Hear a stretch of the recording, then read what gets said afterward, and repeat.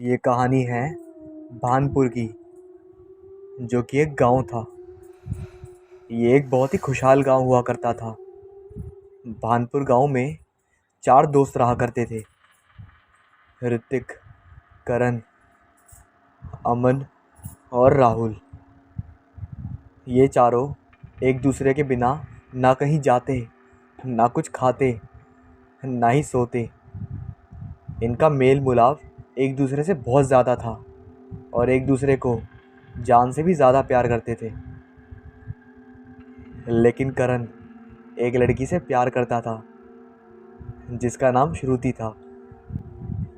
श्रुति भी करण से प्यार करती थी। एक दिन अचानक करण और श्रुति को गोविंद ने एक साथ कहीं जाते हुए देख लिया और राज को बता दिया।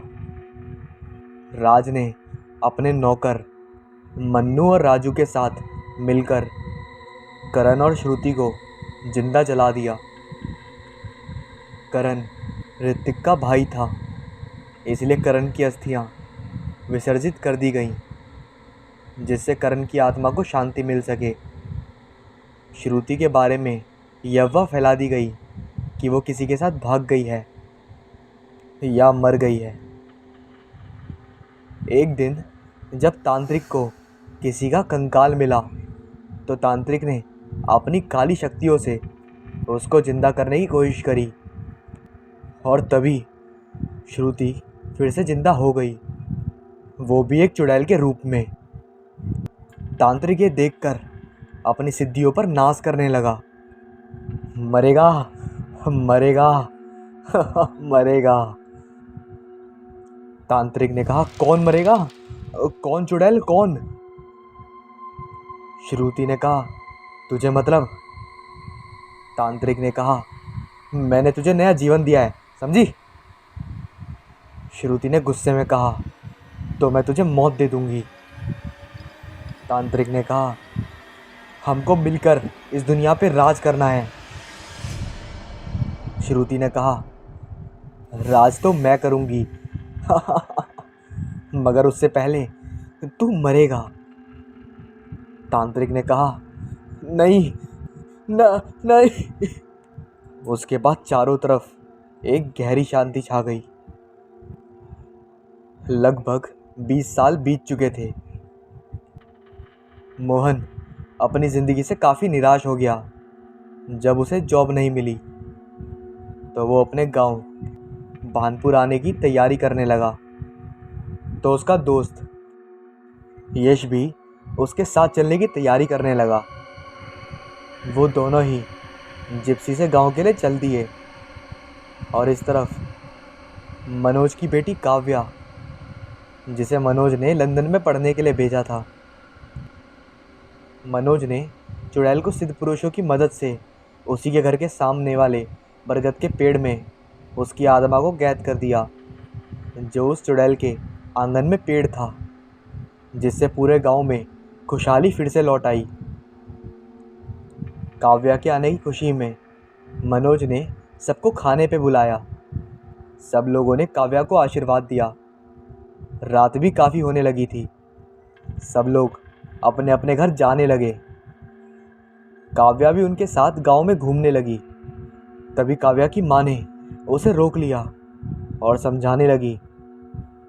उसे वो जो सारी सच्चाई थी वो बता दी, जो इतने सालों से घटनाएं हो रही थी।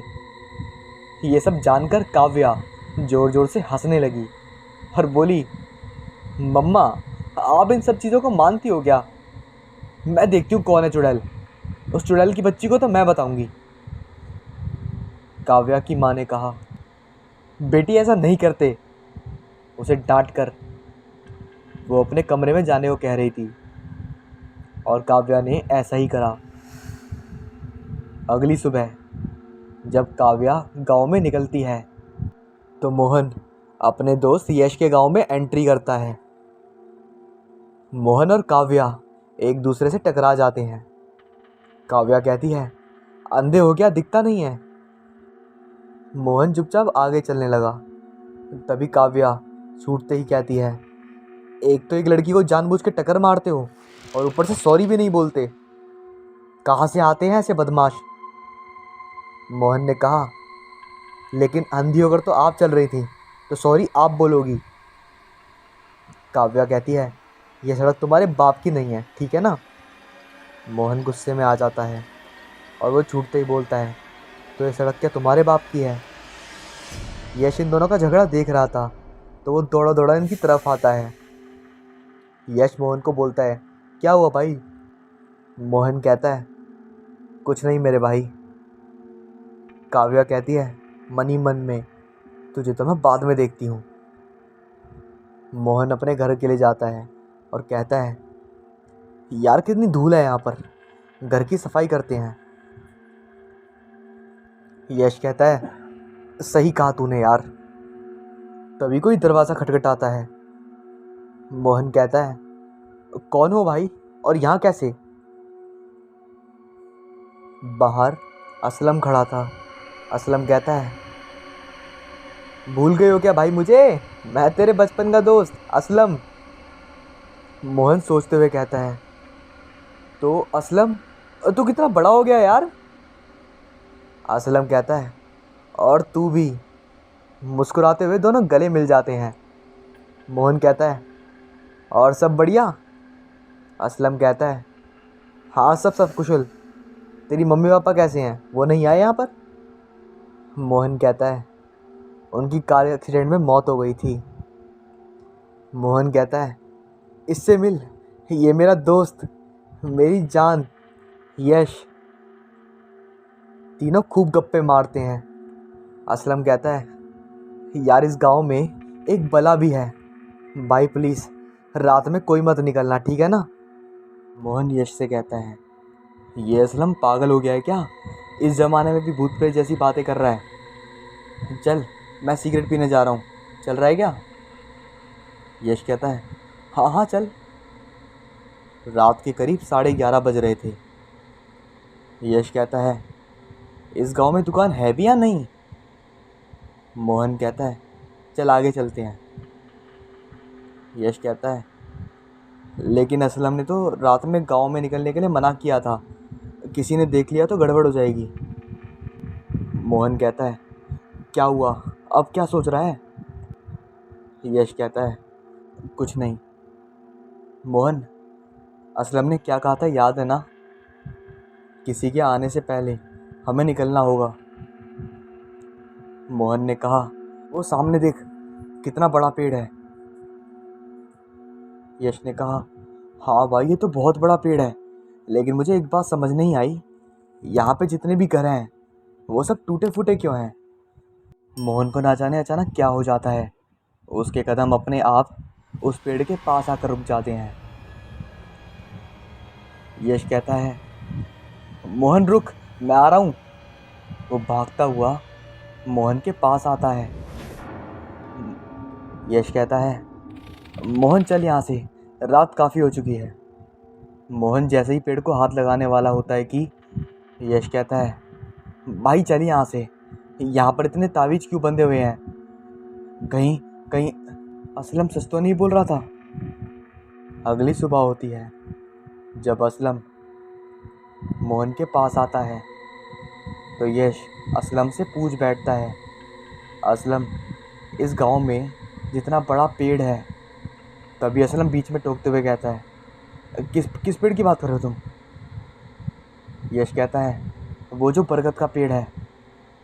असलम कहता है, मैंने मना किया था ना वहाँ जाने से, ये तुम्हारा शहर नहीं है, गांव है गांव।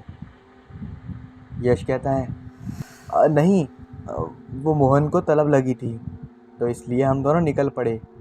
भाई यहाँ तो रात में दुकानें बंद हो जाती हैं, हम लोग सिगरेट भी नहीं पी पाए।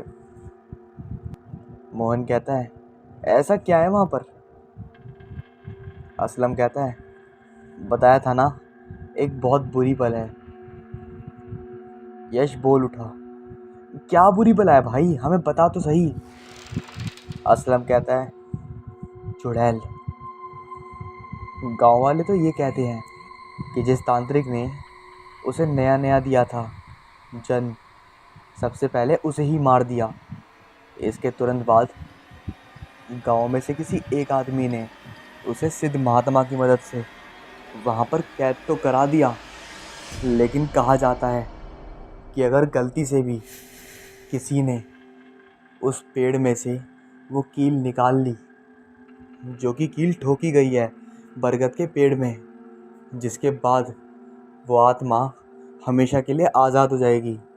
और जब तक वो कील उसमें गड़ी पड़ी है, तब तक वो आत्मा यानी वो चुड़ैल चाह कर भी वहाँ से बाहर नहीं निकल सकती। गांव में सब लोग डरते हैं कि बच्चे कहीं उस बरगद के पेड़ के पास ना चले जाएं। इस चक्कर में वो अपने बच्चों को घर उस पेड़ से दूर रखते हैं और उस पेड़ के पास कोई मकान नहीं लेता, क्योंकि सबको एक डर बंधा बैठा है। उस चुड़ैल का आतंक हमारे पूरे गांव में ही बहुत डरावना था और दहशत भरा था, जिसकी वजह से हर किसी की रातें इतनी काली थी कि कोई बयान नहीं कर सकता। एक बार की बात है, मनमोहन नाम का एक शराबी हमारे गांव में शराब पी के इधर उधर डोला करता था। उसकी बीवी बच्चे नहीं थे, तो वो आवारागर्दी पे उतरा करता था। वो कभी इधर तो कभी इधर घूमा करता था और शराब के नशे में वो क्या करता उसे कुछ होश नहीं था। लेकिन एक बार की बात है, वो गलती से उस बरगद के पेड़ के पास चला गया और उस पेड़ के पास जाकर चुड़ैल को पुकारने लगा। लेकिन शायद वो ये भूल गया था कि आज उसने अपनी मौत को दावत दिया है, क्योंकि वो धीरा रेफा के नीचे खड़ा था। धीरा रेफा का मतलब एक ऐसा पाउडर जिससे वो पेड़ की एक सीमाएं बंधी हुई हैं। लेकिन उस मानव को क्या पता कि उसने सीधा सीधा मौत से पंगा ले लिया था, क्योंकि उसने कदम रेखाओं के अंदर रख रखे थे। उसके बाद उसके सामने जो मौत का खेल हुआ, वो शायद वो तो क्या, उसकी शराब का नशा भी बयां ना कर पाए। क्योंकि जब सुबह गांव वालों ने वहाँ पर जाकर देखा, तो शराबी के 350 हिस्सों में कटी हुई लाश पड़ी थी, जिसके हर एक मांस के लुथड़े पूरे के पूरे बरगद के पेड़ को घेरे हुए थे। इतना भयानक दृश्य था ये कि देखने वाले की रूह कांप जाए। सिर्फ इसी हादसे की वजह से उस गांव के लोगों ने कभी भी आसपास के घरों में घर नहीं लिया। और आज भी उस बरगद के पेड़ के आसपास के सारे घर एकदम खंडर पड़े हुए हैं और वहाँ पर कोई भी रहने की हिम्मत नहीं दिखाता।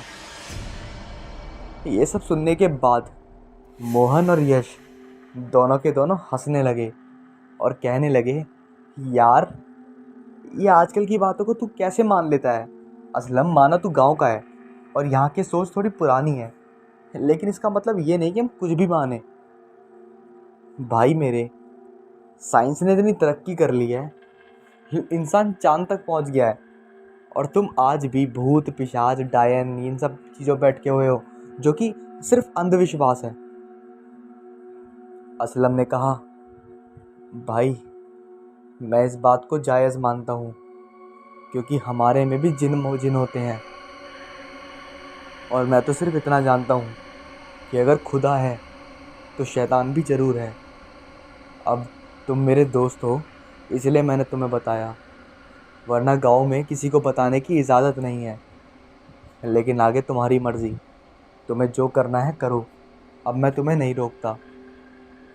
तुम अपनी जान के खुद जिम्मेदार होगे अगर तुमने गलती करी तो।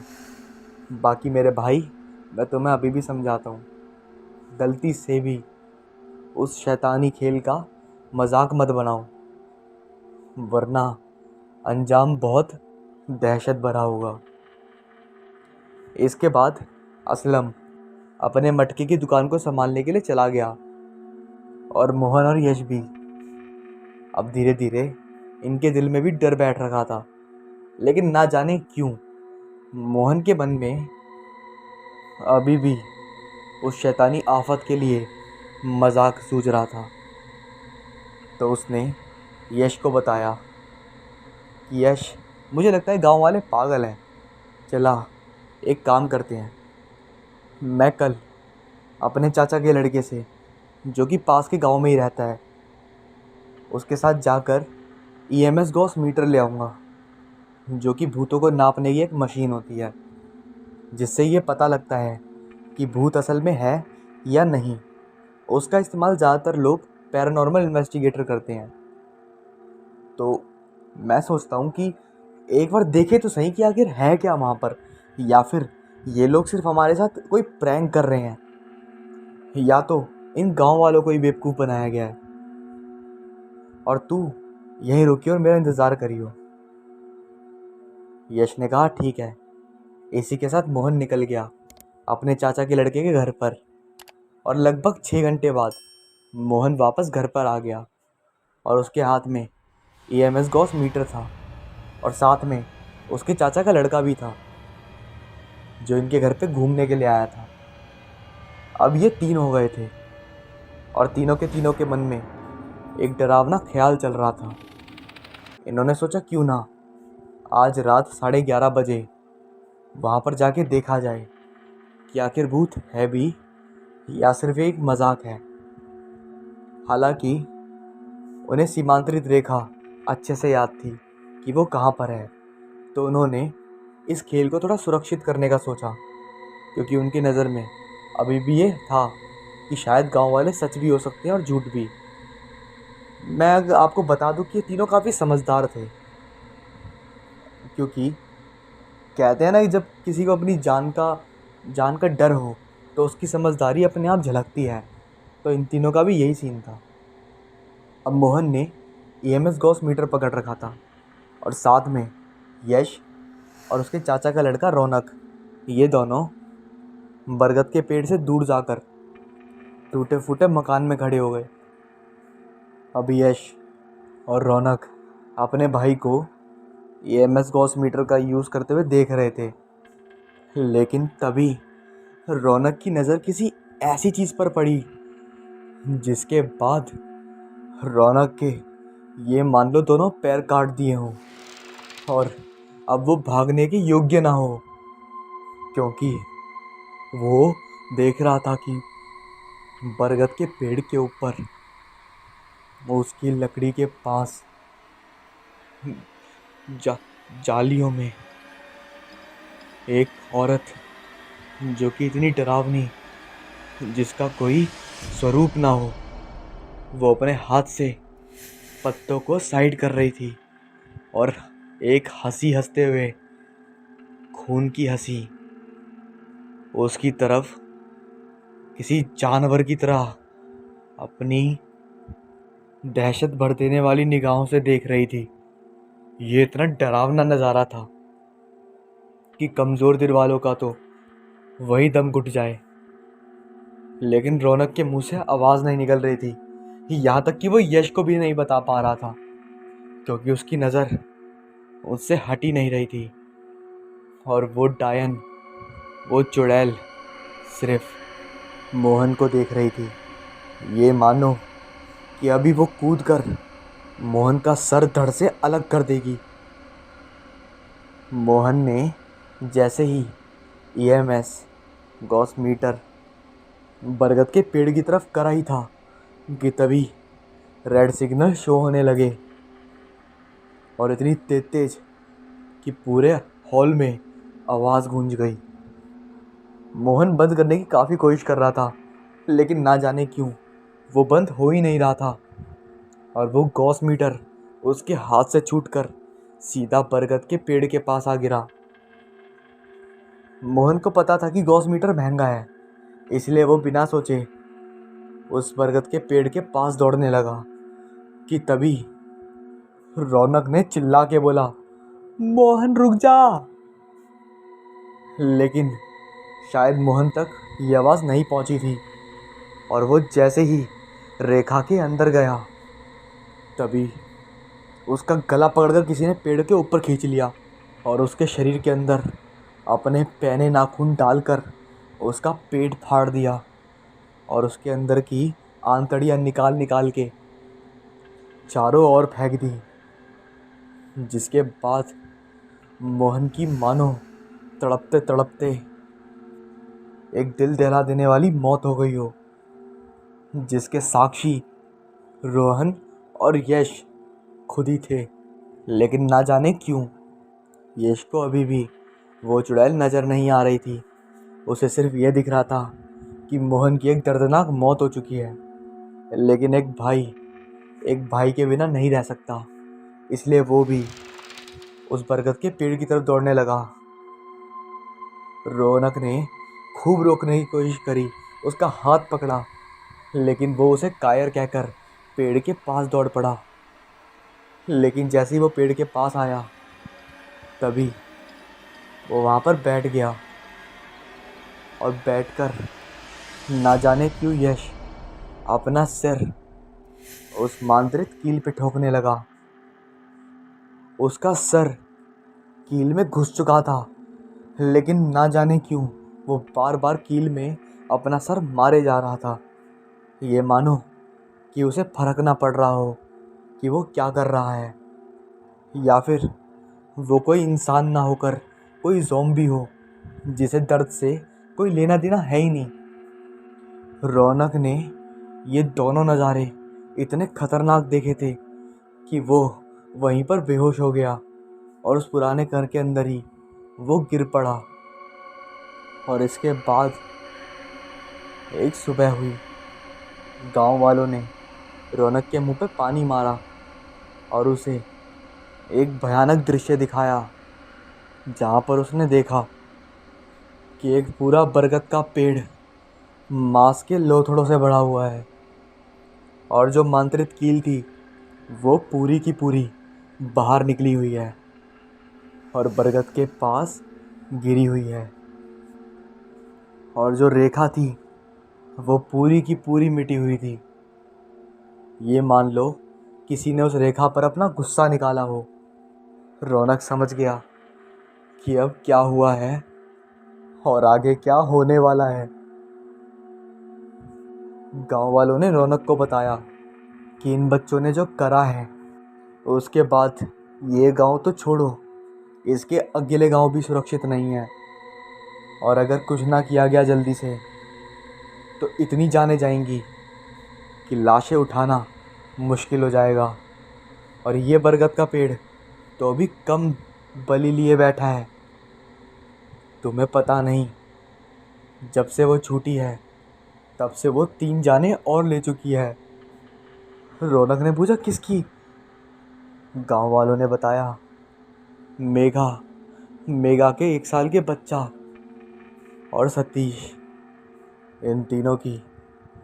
जिस पंडित ने उसे अभिमंत्रित कील से बांधा था, उसके पूरे खानदान को ख़त्म कर दिया उनने। और ना जाने अब वो आगे क्या करेगी। दोस्तों, अगर आपको भी जानना है कि अब वो आगे क्या करेगी तो इस कहानी का अगला पार्ट देखिएगा, जो कि मैं कल लेकर आऊँगा। और अगर आपकी डिमांड रही तो वो मैं कल ले आऊँगा। बस मुझे कमेंट में बता दीजिएगा। और अगर आपको ये वाली कहानी नहीं पसंद आई तो फिर इसका अगला पार्ट मैं नहीं लाऊँगा। ओके, तो आप पहले में कमेंट में बता दीजिएगा कि लाना है नहीं लाना। ओके। ये बात काफ़ी समय पहले की है, जब हर गांव में ये माना जाता था कि भूत, प्रेत, डायन, चुड़ैल ये सब होती हैं। गांव में हर जगह पेड़ पौधे हुआ करते थे और हर जगह महुआनी, आमवारी, बंसवारी इन सब के पेड़ हुआ करते थे या बहुलता हुआ करती थी।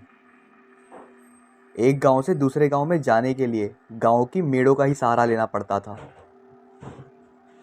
जो लोग काफ़ी दिल के कमज़ोर होते थे वो कभी भी भरी दोपहर या फिर दिल ढलने के बाद घर से बाहर नहीं निकला करते थे, या फिर घर से बाहर निकलने के बाद गांव की मेड़ से, और अगर जाते भी थे तो इतना घबरा कर कि जो हिम्मती आदमी होता था उसे अपने दल का नेतृत्व करवाते थे।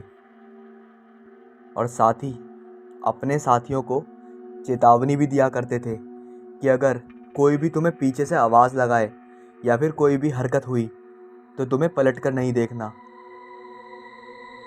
मन ही मन में सारे के सारे हनुमान चालीसा गाया करते थे और आगे बढ़ा करते थे।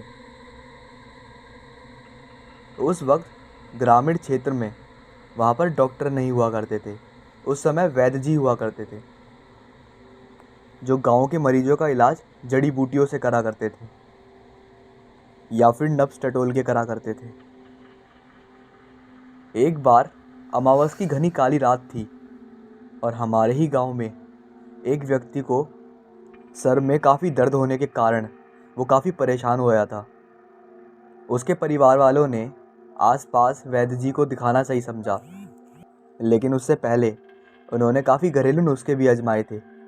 अदरक और लौंग पानी में डालकर थोड़ी देर बाद उबालने के बाद उस इंसान को पिला दी, लेकिन उससे भी उसे कोई फ़र्क नहीं पड़ा। लेकिन वक्त के साथ साथ उसका दर्द बढ़ता ही जा रहा था। करीब 3 घंटे बाद भी जब दर्द से राहत नहीं मिला तो सभी लोग वहाँ पर परेशान हो गए। अब उस व्यक्ति को दर्द झेला नहीं जा रहा था। ऐसा लग रहा था मानो जान पे बनाएगी। जब दर्द हद से ज़्यादा बढ़ गया तो घर के ही बुज़ुर्ग ने सलाह दी कि पड़ोस के गांव से वैद्य जी को बुला लाओ। ये जिम्मेदारी मिली घर के बगल में रहने वाले राहुल चौरसिया को, जो कि वैद्य जी को अच्छी तरह से जानता था। रात के करीब 12 बज रहे थे। राहुल चौरसिया पड़ोस के गांव मिथिल में गए। मिथिल गांव करीब हमारे गांव से 2 मील की दूरी पर ही है। लेकिन जैसे ही राहुल चौरसिया मिथिल पहुंचे, उनकी दिक्कत तो और बढ़ गई जब उन्हें पता लगा कि वैद्य जी एक दिन पहले ही सीढ़ी से गिर गए थे। अपनी बाई टांग तुड़वा बैठे। उन्होंने सरकारी अस्पताल जाकर ही अपनी बाई टांग में प्लास्टर करवाया था। मतलब वो कहीं भी जाने में अभी सक्षम नहीं थे। राहुल चौरसिया ने सर दर्द वाली समस्या से अवगत करवाया। ये सब सुनकर वैद्य जी बोले, बेटा, दरअसल मैं कहीं आने जाने में सक्षम नहीं हूँ। तुम तो देख ही सकते हो मेरी हालत। एक काम करते हैं, मैं तुम्हें औषधि बना के दे देता हूँ, तुम उसे ले जाओ और उसे पिला दो। जो पीड़ित है वो सही हो जाएगा। ये कहते कहते वैद्य जी अपने दवाई खाने में गए और वहाँ पर जाके औषधि बनाने लगे। कुछ जड़ी बूटियों का इस्तेमाल करते करते उन्होंने काफ़ी बढ़िया औषधि बना ली थी, जिसे मिश्रित करके उन्होंने मेरे को एक छोटे से मटके में भर के दे दी और जाते जाते बोले कि इसे पिलाते समय ये ध्यान रखना है कि ये गुनगुने पानी के साथ हो। भगवान ने चाहा तो इसे खाते ही दर्द छूमंतर हो जाएगा।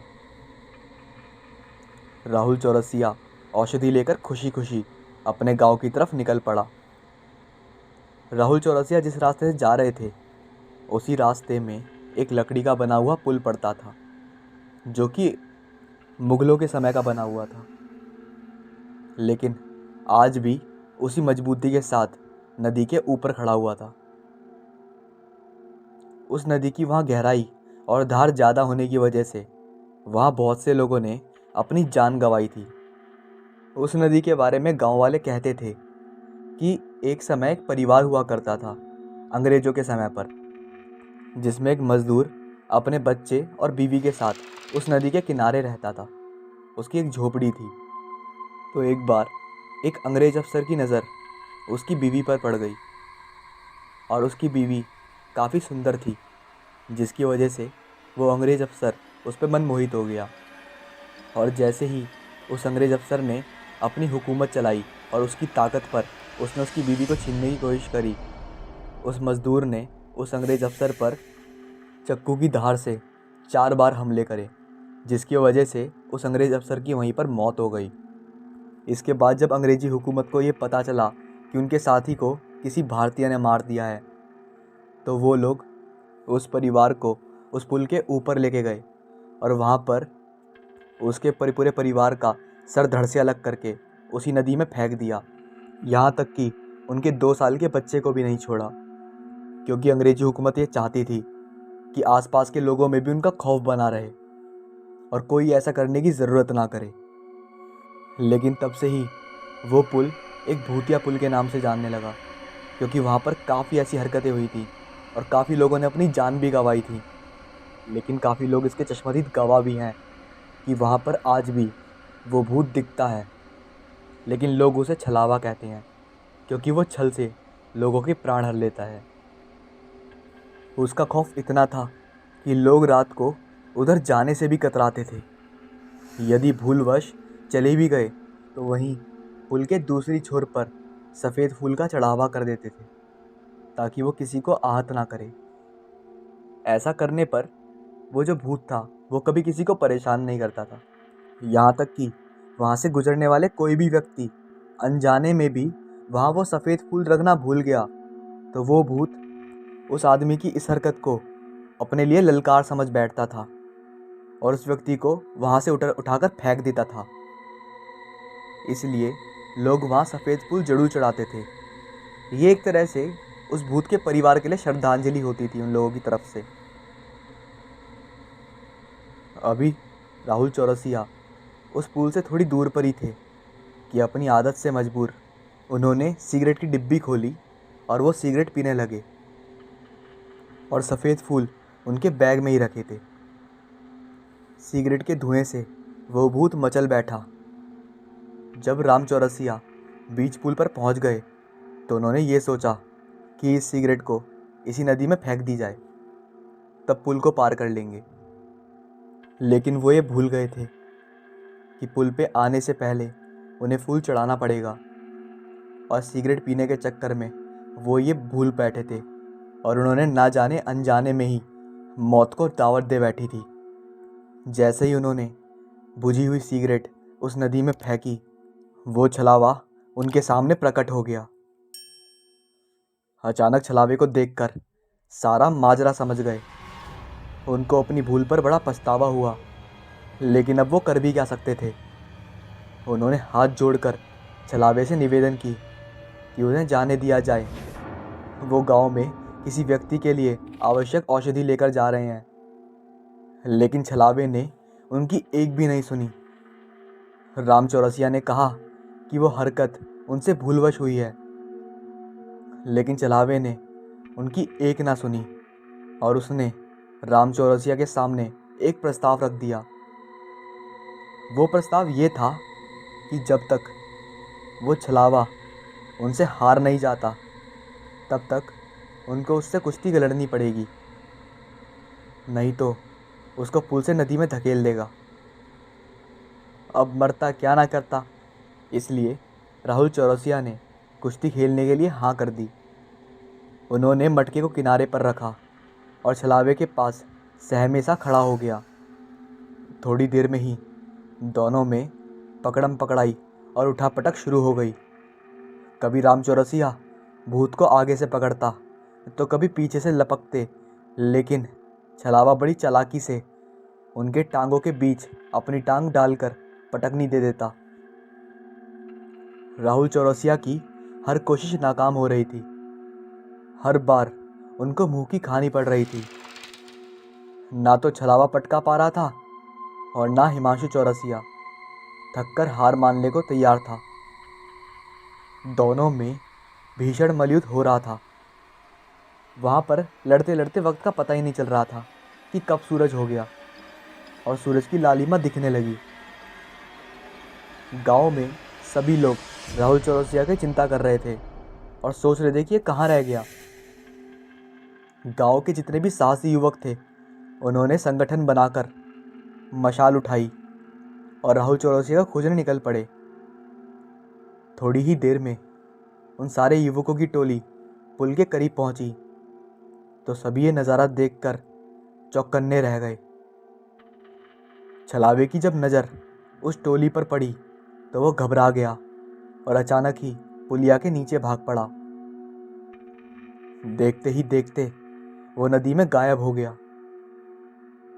राहुल चौरसिया की नज़र जब उनके गांव की टोली पर पड़ी तो जान में जान आई। फिर उन्होंने सारी घटना बड़ी ही बारीकी से सारे गांव वालों को बताई। उस टोली में से एक नौजवान ने बताया कि जिस व्यक्ति के सर में दर्द था या फिर जिस व्यक्ति के लिए आप औषधि लेने गए थे, अब वो युवक भली भांति चंगा है। राहुल चौरसिया के समझ नहीं आ रहा था कि वो उस टोली के वक्त पर आने की खुशी मनाए या अपनी हिम्मत और इच्छा शक्ति पर गर्व महसूस करे। राहुल चौरसिया ने उन औषधियों को उठाया और उस टोली के साथ अपने गांव चल पड़ा। आजकल टेक्नोलॉजी अच्छी हो गई है, जिसकी वजह से उस पुलिया की जगह एक भव्य और मजबूत सेतु का निर्माण हो गया है। लेकिन आज भी गांव वाले मानते हैं कि वो छलावा उस पुल के नीचे रहता है। इसी वजह से वो आज भी सफ़ेद फूल वहाँ पर चढ़ाते रहते हैं। ये जो कहानी मैं आपको सुनाने जा रहा हूँ, ये करण और आरशी की है, जिन्होंने कुछ समय पहले ही लव मैरिज करी थी और वे दोनों एक अलग फ्लैट रहकर उसमें रेंट पर रह रहे थे। दोनों के जो परिवार थे वो आपस में मेल मिलाप नहीं रखते थे, क्योंकि उन्हें उन दोनों के लव मैरिज से प्रॉब्लम थी। लेकिन दूसरी तरफ करण और आरशी, उन दोनों ने कोर्ट मैरिज कर ली थी और परिवार के खिलाफ जाकर उन्होंने अपना शादी का प्रस्ताव रखा था। परिवार में चल रही प्रॉब्लम की वजह से उन दोनों ने अलग घर लेकर वहाँ पर रहने का फ़ैसला किया। उनकी ज़िंदगी में बेशक सब अच्छा चल रहा था, लेकिन शायद होनी को तो कुछ और ही मंजूर था। करण की जॉब भी अच्छी चल रही थी और दोनों अपने में ही काफ़ी ज़्यादा खुश थे। इस बात को करीब 7 महीने बीत चुके थे कि एक दिन करण अर्शी के माता पिता के घर गया। डोरबेल बजा और अर्शी की माता ने दरवाज़ा खोला और करण को अंदर आने को बोला। उस दिन अर्शी के पिता भी घर पर ही थे। करण के चेहरे पर चिंता के बादल छाए हुए थे। कुछ देर ऐसे बैठने के बाद अर्शी के पिता ने पूछा, क्या बात है, सब ठीक तो है? ऐसे आज अचानक से कैसे आना हुआ? अर्शी कहाँ है? चिंता जताते हुए अर्शी के पिता ने पूछा। अर्शी को कुछ नहीं हुआ, मैं खुद समझ नहीं पा रहा हूँ क्या हो रहा है, मुझे आपकी मदद चाहिए मुझे। करण ने कहा, क्या हुआ है? पता नहीं, कुछ दिनों से उसका बर्ताव काफ़ी बदल गया है। कुछ दिनों से वो काफ़ी अजीबोगरीब हरकत कर रही है। उसके स्वभाव में काफ़ी ज़्यादा परिवर्तन आ गया है। पता नहीं, मुझे खुद समझ में नहीं आ रहा। वो अब मुझसे बात नहीं करती, अपने आप में ही पता नहीं किससे बात करती है वो। मुझे तो कुछ अजीब सा लगने लगा है। एक समय पर जिसे चिकन देख के उल्टी सा होने लगता था, वो आरशी ने कल घर में चिकन लाया और ऐसे खा रही थी मानो वो मानव ना हो, कोई जानवर हो, और ऐसे हंस रही थी जैसे कोई डायन किसी शिकार को खा रही हो। क्या हो रहा है ये सब? मुझे कुछ समझ में नहीं आ रहा। करण के चेहरे पर डर साफ साफ नजर आने लगा था। अर्शी के माता पिता गुस्सा तो थे इनके शादी की वजह से, पर करण की बातें सुनने के बाद उनको लगा शायद दाल में कुछ काला है। तो उन्होंने बोला, हम भी साथ चल के देखते हैं क्या हुआ है। तभी करण ने कहा, अभी नहीं, रात को, क्योंकि उसके स्वभाव में परिवर्तन हमेशा रात को ही आता है। शाम होने में अभी काफ़ी समय था, पर शायद माँ बाप होने के कारण अर्शी के माता पिता अभी भी चिंता में डूबे हुए थे। तो उन्होंने अर्शी के पास जाना ज़रूरी समझा और वे करण के साथ उनके घर जाने के लिए निकल गए। घर पहुंचते ही अर्शी अपने माता पिता को देखकर खुश हो गई और उनका स्वागत करने लगी। अर्शी, करण और अर्शी के माता पिता बैठ के बातें कर रहे थे, पर कहीं भी अर्शी में उसके माता पिता को ऐसा कुछ नज़र नहीं आया जैसा उन्हें बताया गया था। पर वो नहीं जानते थे कि अर्शी का ये शांत स्वभाव बहुत जल्द तूफान में बदलने वाला है। अर्शी ने करण से कहा, करण, सामने वाली आंटी के पोते का आज पहला जन्मदिन है और हमें भी बुलाया है, तो जल्दी से तैयार हो जाओ। और हाँ, आज तो मम्मी पापा भी हैं, तो क्यों ना साथ चलें। करण ने हाँ में सर हिला दिया और तैयार होने चले गए अपने अपने कमरे में। कुछ देर बाद आरशी भी तैयार होकर वहाँ पर आई, जिसे देख करण भी हैरान रह गया। आरशी ने लाल साड़ी पहनी थी, जो उसने कब खरीदी इसके बारे में शायद करण को भी नहीं पता था। पर ना जाने क्यों आज आरशी का स्वभाव बिल्कुल भी नहीं बदला था और करण भी काफ़ी खुश था। कुछ देर बाद सब पार्टी में जमा हुए। करीब 10 बजे आरशी की तबीयत जैसा कि सोचा था खराब होने लगी, तो करण से कहकर वह अपने घर सोने चली गई। और कुछ देर बाद आंटी के भाई का लड़का अंकुश आया। अंकुश, जिसे कुछ ऐसी विद्या आती थी जिससे उसे बुरी शक्ति का एहसास हो जाता था, और वह कुछ विद्या जानता था जो बुरी शक्ति से लड़ने में काफ़ी सहायक होती हैं। अंकुश जैसे ही उसकी बुआ के घर के पास आया, तभी उसे हर्ष के घर से कुछ ऐसा सुनाई दिया जो किसी और को सुनाई देना नामुमकिन था। और अंकुश ने एकदम से करण से पूछा, ये घर में कौन रहता है करण? मैं, करण ने कहा। अंकुश ने कहा, आप अकेले रहते हो? करण ने कहा, नहीं, मैं और मेरी पत्नी रहती है आरशी। आरशी में आए एक अलग ही स्वभाव से एक तरफ तो करण चिंतित था और दूसरी तरफ अंकुश एक अलग सी सोच में डूबा हुआ था।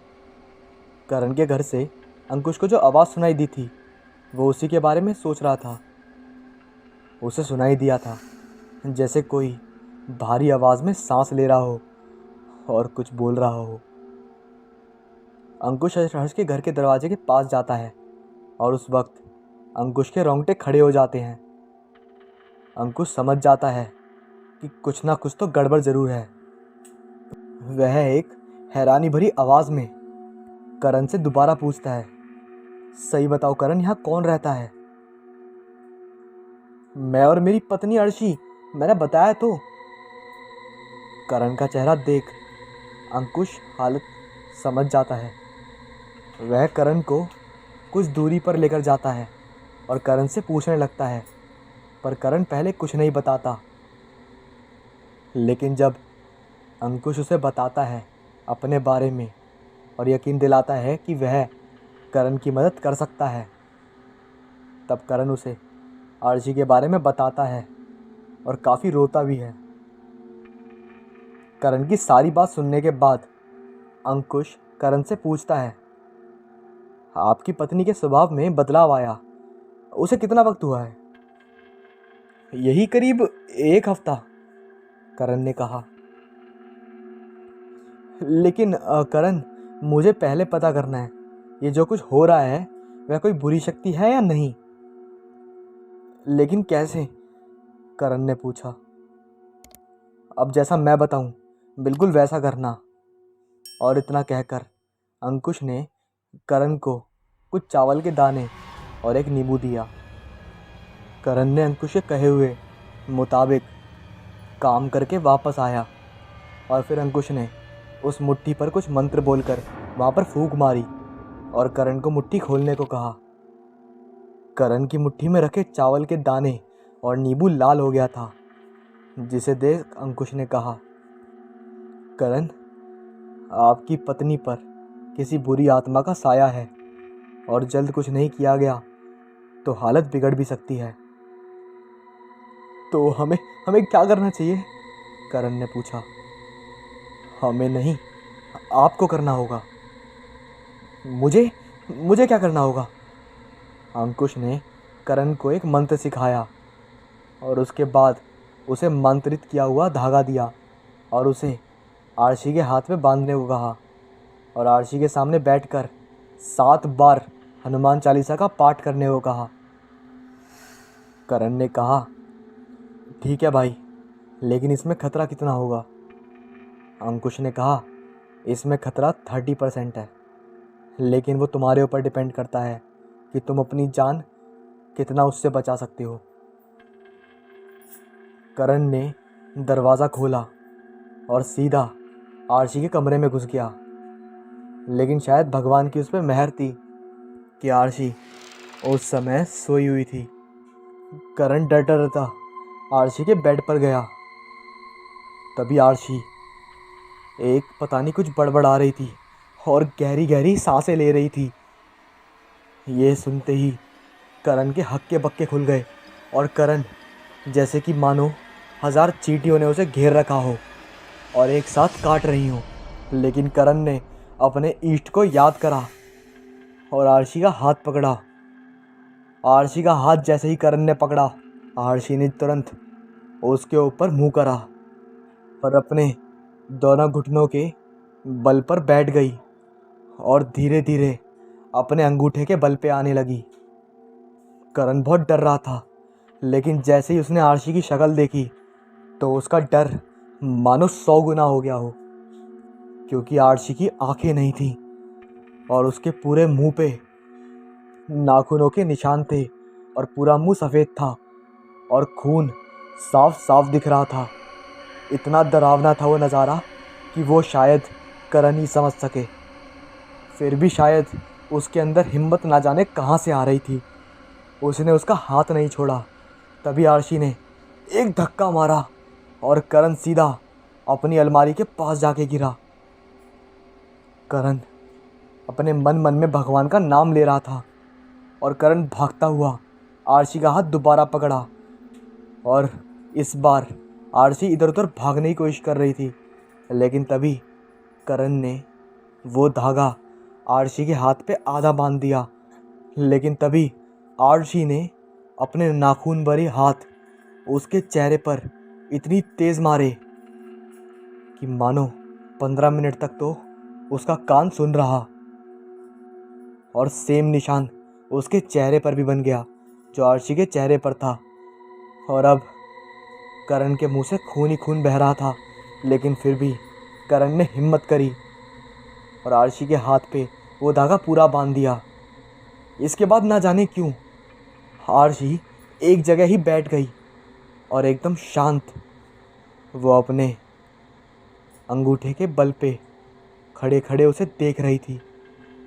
तब करण उसके सामने बैठा और आंखों में आंख डाल के 7 बार हनुमान चालीसा पढ़ने लगा।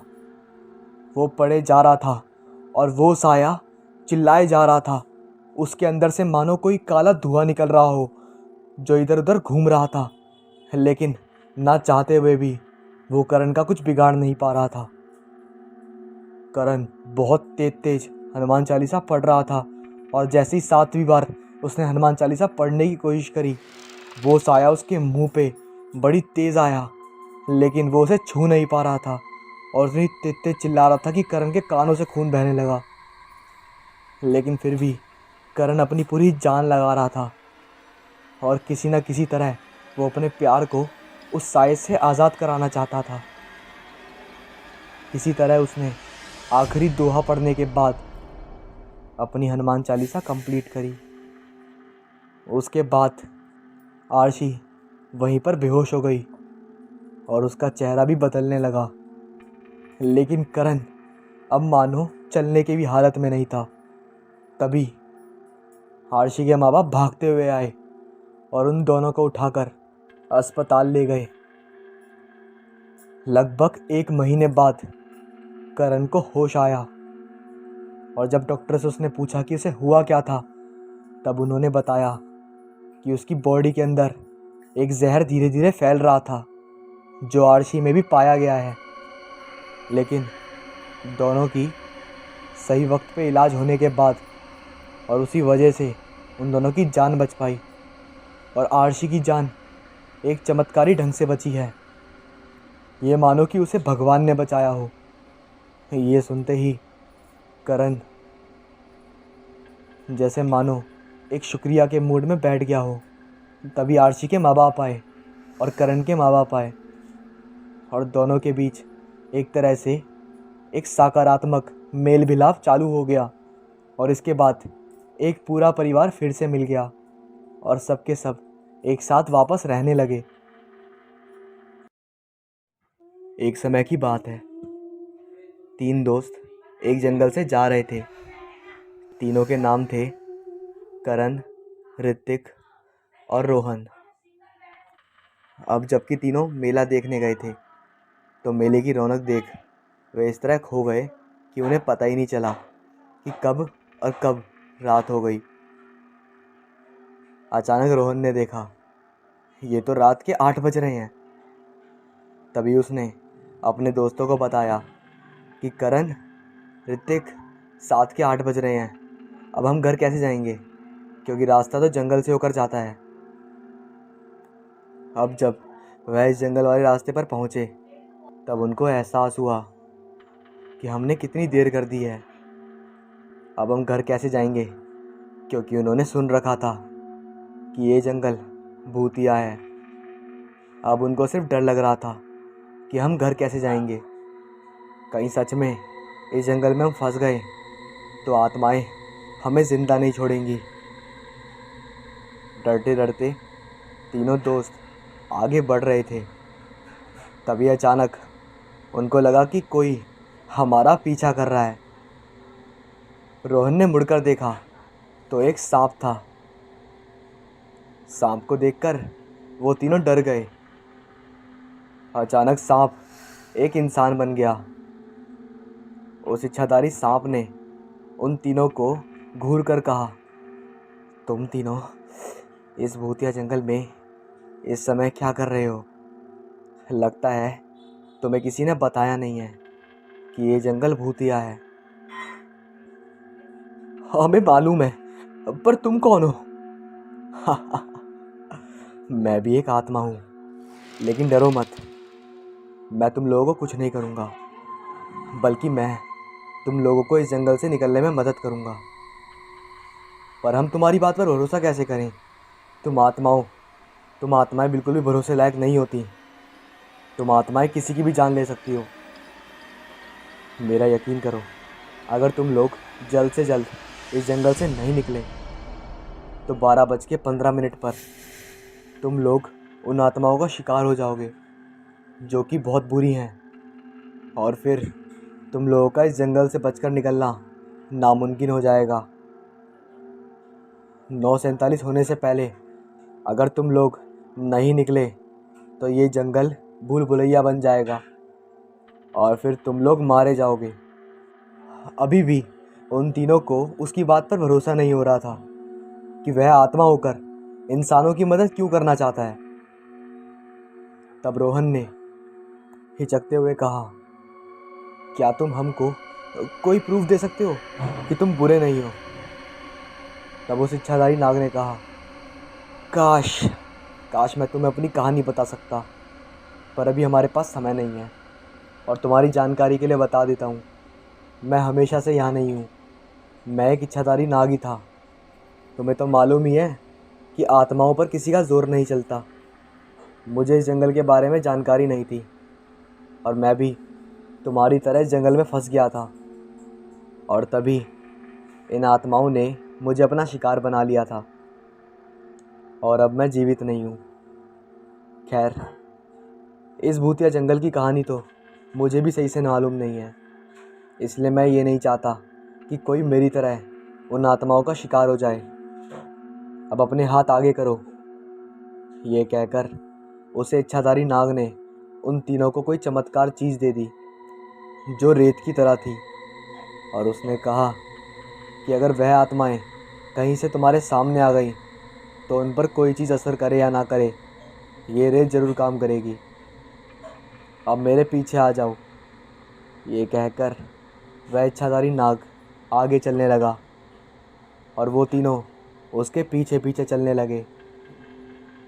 करण ने अपनी घड़ी में देखा तो 9 बज रहे थे। ये देखकर उसके दिल की धड़कन बढ़ गई, क्योंकि 9:47 बजने वाले थे। और जैसे ही उस इच्छाधारी नाग ने बताया था कि 9:47 बजते ही वह जंगल भूल भुलैया में बदल जाएगा, वे चारों अब तेज़ी से दौड़ने लगे। वे दौड़ते दौड़ते देखते हैं कि जहाँ से वो दौड़ रहे हैं वहीं आकर पहुंचते हैं। अब क्योंकि घड़ी में 9:40 हो रहे थे, इस इच्छाधारी नाग ने कहा, भूल भुलैया की शुरुआत होने वाली है, वे आत्माएं भी आती होंगी। ऋतिक ने कहा, अब क्या करें? करण ने कहा, अब हम कभी इस जंगल से नहीं निकल पाएंगे। अब हमारा बचना नामुमकिन है। केवल 7 मिनट बाकी हैं 9:47 बजने के लिए। अचानक सभी आत्माएं उन चारों के आसपास मंडराने लगी। इच्छाधारी नाग ने कहा, लगता है तुम तीनों अब नहीं बचोगे, फिर भी मैं तुम्हें बचाने की पूरी कोशिश करूंगा। अचानक अंधेरा छाने लगा। वे जहाँ जाते हैं वहाँ रास्ते में दीवार आने लगी। वह इस तरफ मुड़ते तो भी दीवार दिखती, और उस तरफ मुड़ते तो भी दीवार। 9:47 होने में बस 1 मिनट बाकी था। अचानक जोर की आंधी चली और सारी आत्माएं उनके सामने आ गईं। उस इच्छाधारी नाग ने कहा, अभी जादुई रेत का प्रयोग मत करना, समय आने पर मैं बताऊंगा कि कब इसका प्रयोग करना है। अभी यहाँ से भागो बस। ऐसा कहकर वह वहाँ से भागने लगे। वे सभी आत्माएं उनके पीछे पीछे आने लगीं। इच्छाधारी नाग ने एक पेड़ की ओर इशारा करते हुए कहा, वह रहा मेरा घर, चलो उसके अंदर, चारों उस पेड़ के अंदर चले जाओ। 9:47 कब के हो चुके थे। भूल भुलैया तैयार था। अब घड़ी में रात के 11 बज रहे थे। वह आत्माएं उन चारों को ढूंढ रही थी।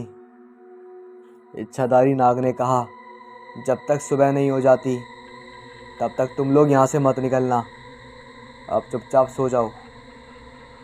और वे चारों सो गए। सुबह के 5:30 पर उनकी आंखें खुली।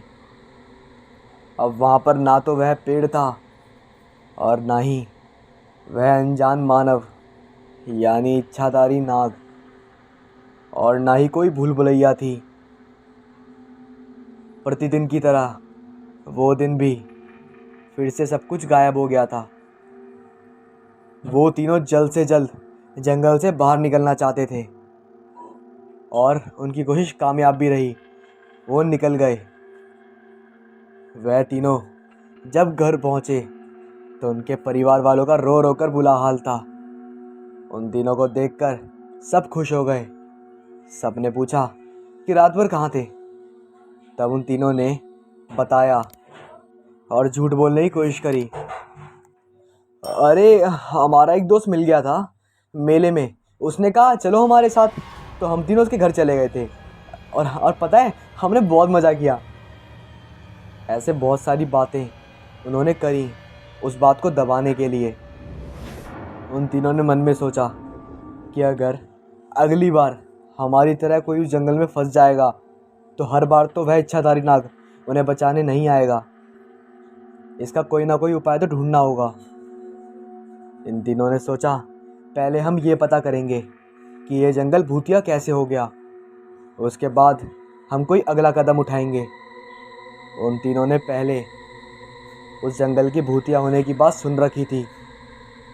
गांव में कई बार उस भूतिया जंगल के बारे में चर्चा भी सुनी थी। रोहित के दादाजी उस गांव के सबसे बुजुर्ग आदमी थे। रोहित ने सोचा, अगर मैं दादाजी से इस बारे में बात करूं तो शायद कुछ जानकारी मिल जाए। रोहन के नाना जी उस गांव के सबसे बुजुर्ग आदमी थे।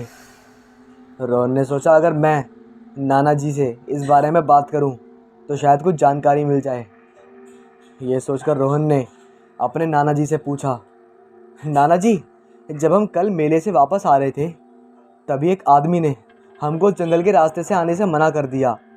हमने कारण पूछा तो उसने कुछ नहीं बताया। आप बताइए ना नाना जी, क्या आपको मालूम है इस जंगल का रहस्य? नाना जी ने कहा, छोड़ो ना बेटा, जिसने भी उस जंगल का रहस्य पता करने की कोशिश की है उसे सिर्फ मौत मिली है। तुम लोग बच गए, इतना काफ़ी है। अब उस जंगल का पीछा छोड़ दो। रोहन ने नाना जी के सामने हाँ कर दी, पर सच में वह तो उस रहस्य को खोज रहा था। अब रोहन, करण और ऋतिक तीनों ने सोचा, हमें इस गांव के लोग कुछ नहीं बताएंगे। हमें एक बार फिर से नाना जी से बात करनी चाहिए। वे तीनों फिर नाना जी के पास गए। नाना जी ने कहा, तुम्हें पहले उस डाकू सरदार को ढूंढना होगा।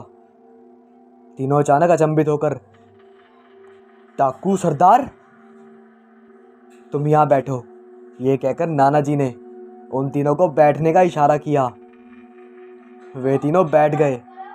नाना जी ने कहानी शुरू की। हाँ, ये उन दिनों की बात है जब हम छोटे थे। हम अपने प्रिय मित्र अमन के साथ उसी जंगल के रास्ते में मेले में गए थे। हमारे गांव के और अन्य गांव के लोग मेला देखने के लिए गए थे। मेले में बहुत ज़्यादा चहल पहल थी। हम सभी खूब मेले में झूला झूल रहे थे और इधर उधर घूम रहे थे और बहुत सारी स्वादिष्ट मिठाइयाँ भी खा रहे थे। शाम के लगभग 6 बज रहे थे। गांव के सभी लोग ने वापस चलने के लिए कहा। हम सभी जल्दी जल्दी चलने लगे। जब जंगल में पहुंचे तो काफ़ी अंधेरा हो गया था। बस चांद की रोशनी के कारण थोड़ी बहुत रोशनी पेड़ के पत्तों से छनकर आ रही थी। मौत का वह खौफनाक मंजर शुरू होने वाला था। हम चल रहे थे। अचानक हमारे सामने डाकुओं का एक झुंड आ गया। सरदार ने कहा, तुम्हारे पास जो भी कुछ है चुपचाप हमें दे दो।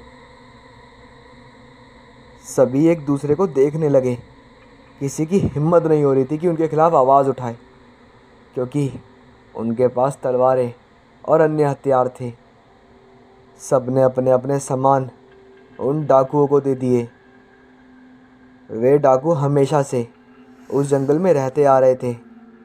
किसी को ये बात पता नहीं थी, इसलिए डाकुओं ने सोचा, अगर इन लोगों ने पुलिस को खबर कर दी तो हम सब पकड़े जाएंगे। इसलिए मौत का वह खौफनाक मंजर शुरू हो गया। उन सब डाकुओं ने एक एक करके पूरे गांव वालों को मौत के घाट उतार दिया।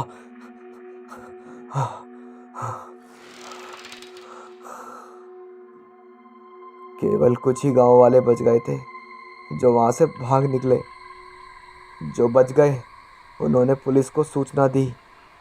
पुलिस ने पूरे जंगल को घेर लिया और सारे डाकुओं को पकड़ पकड़ कर जेल में डाल दिया और सबको फांसी करवा दी। बचे हुए गांव वालों ने मरे हुए गांव वालों का अंतिम संस्कार तो कर दिया, लेकिन उनकी आत्माओं को शायद शांति नहीं मिली, क्योंकि वह सरदार डाकू भाग निकला था। और जब तक वह डाकू नहीं मिलेगा तब तक उनकी आत्मा को शांति नहीं मिलेगी और मौत का सिलसिला यूं ही चलता रहेगा। तुम लोगों का भाग्य अच्छा था जो तुम बच गए, वरना उस जंगल से 7 बजे के बाद निकलने वाले नहीं बचते। इतने पर दादाजी ने कहानी को ख़त्म करते हुए कहा, बस यही है इस जंगल की कहानी, और अगर तुम लोग इस जंगल को शाप मुक्त करना चाहते हो तो मैं तुम्हारी पूरी मदद करूँगा।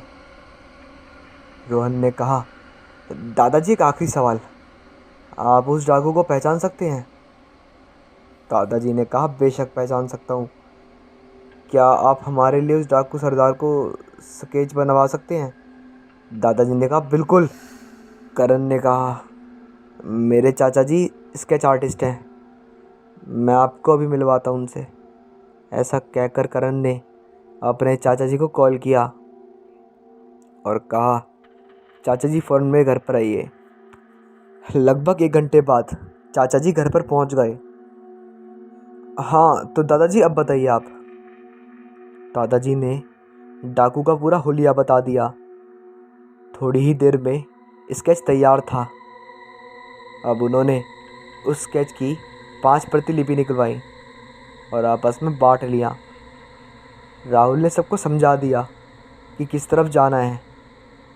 सब अपनी अपनी दिशा में निकल गए, जैसा कि राहुल ने समझाया था। थोड़ी देर बाद, दादाजी, डाकू मुझे मिल गया। आप लोग मुझे अमुक जगह पर मिल जाइए। वह चाचा जी थे। सचमुच चाचा जी को डाकू मिल गया? सभी खुशी से उछल पड़े। थोड़ी देर में सब करण के घर पर पहुंचे और डाकू को एक कुर्सी से बांध दिया गया। डाकू ने रोते रोते कहा, मुझे माफ़ कर दीजिए, मैंने अब सारे गलत काम छोड़ दिए हैं। यह सुनकर नाना जी ने कहा, हमें भी माफ़ कर दो, तुम्हारा बलिदान जरूरी है। अगर तुम नहीं मरोगे तो कोई नहीं बचेगा। अब नाना जी अगला पड़ाव समझने लगे थे। सभी गांव वाले 8 बजे उन डाकुओं का शिकार हुए थे, इसलिए 8 बजे ही उस रास्ते पर आना जाना बंद हो जाता है और 9:47 पर वहाँ पर धुंध दीवारों का भूल भुलैया बन जाता है और फिर वह आत्माएं आ जाती हैं। इसलिए हमें 8 बजे से पहले उस डाकू को कुर्सी में बांधे बांधे उस जंगल में छोड़कर आना होगा। फिर वे आत्माएं उस डाकू को मारकर मुक्त हो जाएंगी। फिर वह जंगल शाप मुक्त हो जाएगा। ये कहकर सभी उस डाकू को जंगल में छोड़ आए। अगली सुबह जब सभी जंगल पहुँचे ये देखने के लिए कि वह डाकू मरा कि नहीं, वहाँ पहुंचकर उन सब की चीखें निकल गईं। उस डाकू की आधी खाई हुई लाश उस पेड़ से लटक रही थी। सबने बहुत हिम्मत करके बड़ी मुश्किल से उस लाश को पेड़ से उतारा और जला दिया। अब वह जंगल शाप मुक्त था।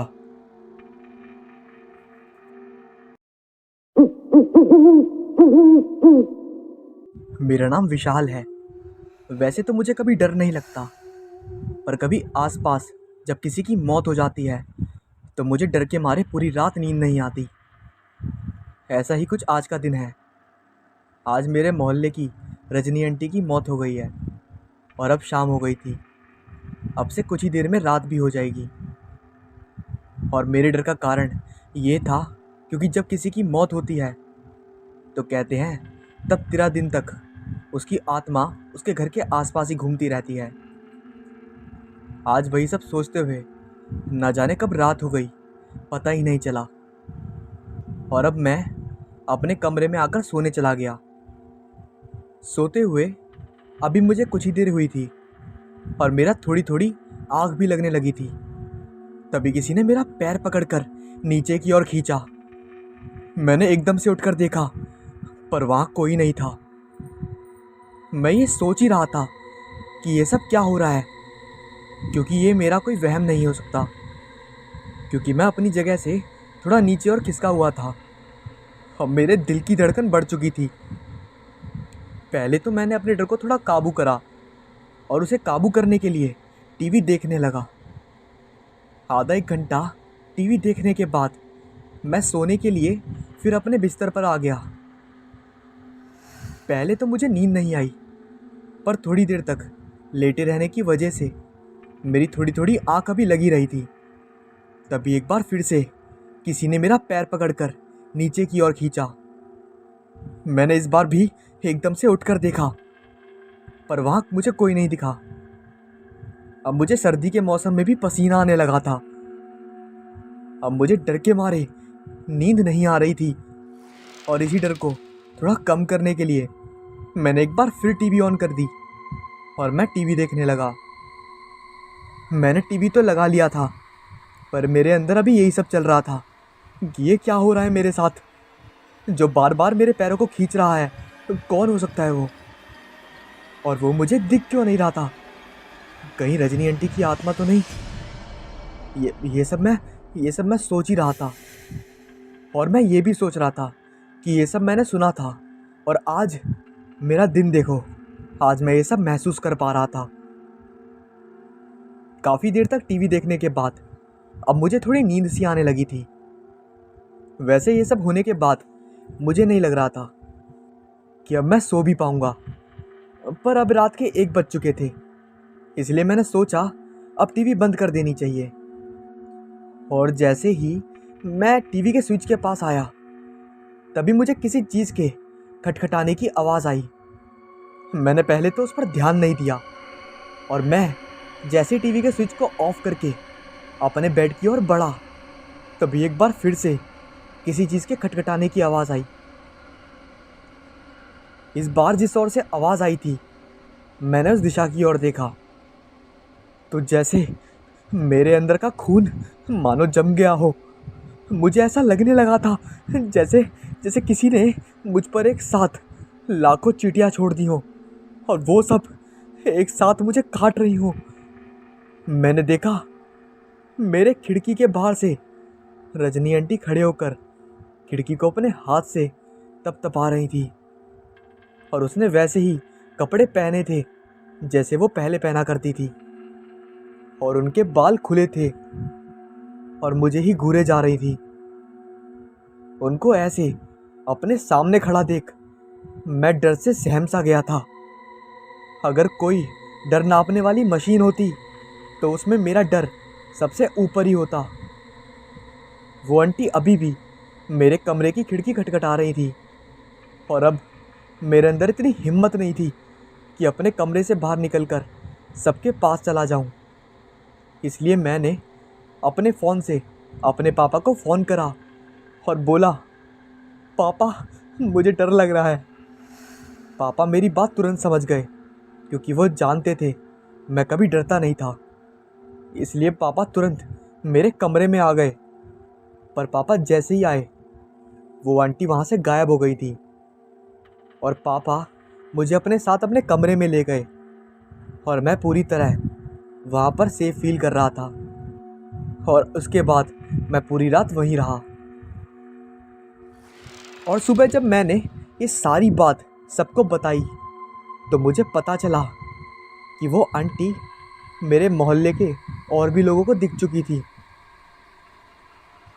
कैसी लगी आपको ये कहानी कमेंट करके ज़रूर बताना। अगर अच्छी लगी हो तो अपने दोस्तों को भी शेयर करें।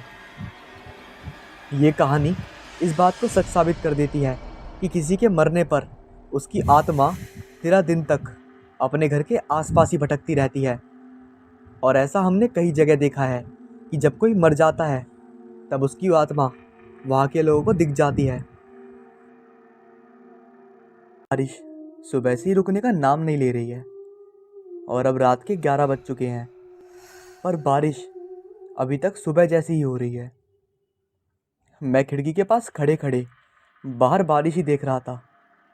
तभी मेरी बीवी की आवाज़ आती है, राहुल राहुल।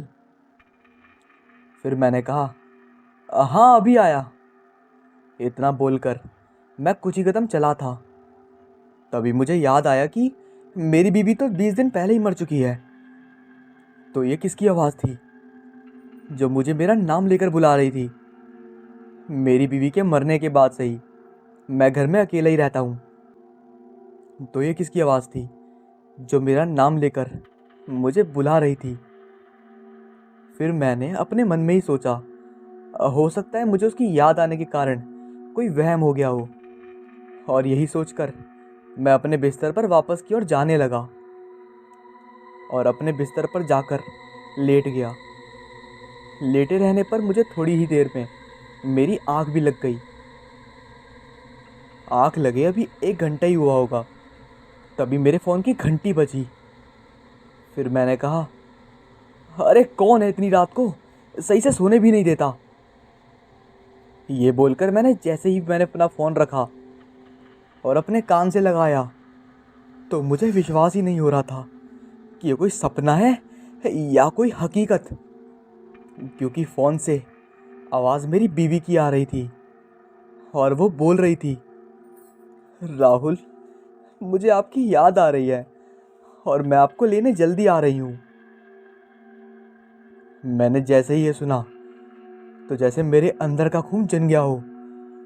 मेरे रोंगटे खड़े हो गए थे। मैं यही सोच रहा था कि ये कैसे हो सकता है, कोई मरा हुआ इंसान फ़ोन कैसे कर सकता है। यही सब सोचते सोचते पता नहीं कब मेरी आँख लग गई, मुझे पता ही नहीं चला।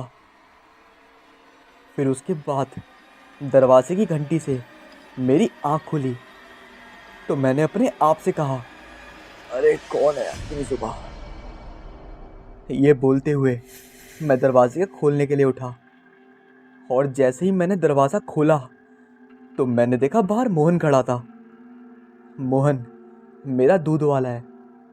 मोहन को देखकर मैंने कहा, अरे मोहन, आज इतनी जल्दी सुबह?